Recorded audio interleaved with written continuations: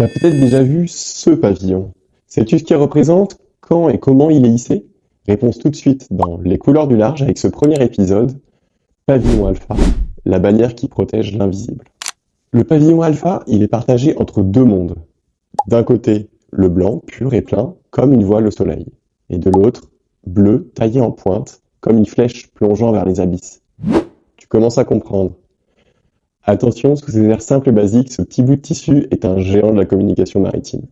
Il fait partie du Code international des signaux, un langage universel que tous les marins du monde entier connaissent et respectent. C'est un peu l'alphabet de la mer, et alpha, c'est la première lettre. Le Code international des signaux maritimes, c'est un système de communication mondial. Il a plus de 200 ans et il a été révisé à de nombreuses reprises. Autrefois, il n'y avait que 18 pavillons et pour transmettre un message, on transmettait des abréviations consonantiques. C'est-à-dire qu'on épelait chaque lettre et on omettait de dire les voyelles, ainsi que X et Z, parce qu'elles n'avaient pas de pavillon dédié.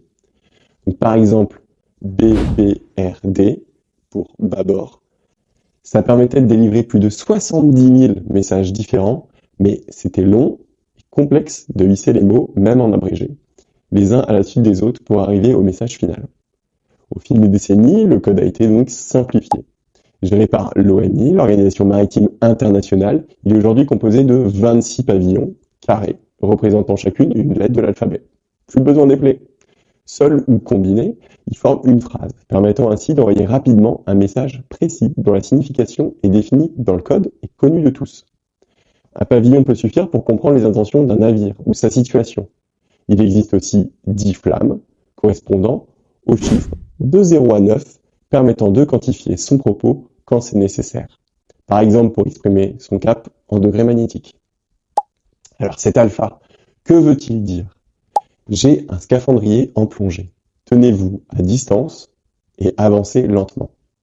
Oui, un navire qui fait inspecter sa coque par une équipe de plongeurs, il sera donc alpha, au même titre qu'un bateau d'école de plongée qui attend ses élèves à la surface.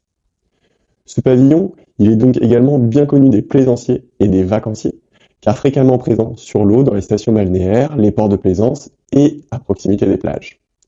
Mais on le voit de plus en plus flotter au ras de l'eau, planté dans une bouée mobile orange, car les chasseurs sous-marins et les nageurs en mer se le sont aussi appropriés pour signaler leur présence.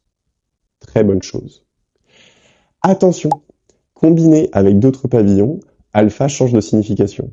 Par exemple, avec Charlie. Alpha, Charlie, AC, c'est j'abandonne mon navire. Avec November, Alpha November, AN, j'ai besoin d'un médecin.